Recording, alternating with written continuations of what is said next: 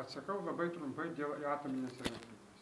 Išties, pirma, Lietuva turi pakankamai elektrinių ir pakankamai elektros energijos, dėl to ji gali ją apsirūpinti šiandieną pati.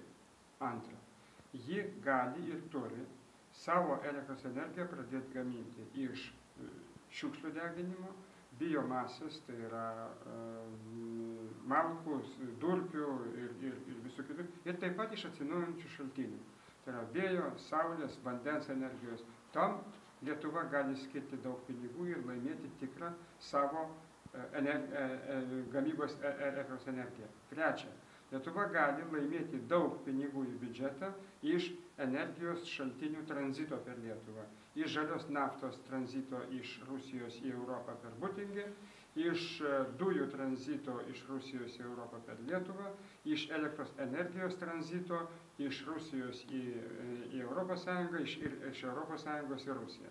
Vadinasi, tam reikia, kad Lietuva šiandien Visagine pasiūlytų Europos Sąjungos kompanijoms, Prancūzijos, Vokietijos, Didžiosios Britanijos ir Rusijos kompanijoms statyti bendrą atominės energetikos projektą Visagine. Yra miestas, yra infrastruktūra, specialistai vanduo, išsaugoti jungtis su Rusijos rinka elektros energijos, nutiesti jungtis su Lenkija ir Švedija dar daugiau, ir šitokia bendra tarptautinė atominė elektrinė gali pardavinti elektrą ir į rytus, ir į vakarus, o Lietuva iš to gautų mokestį ir taip pat gautų pigiau tiek elektros energijos, kiek jai tuo metu reikėtų.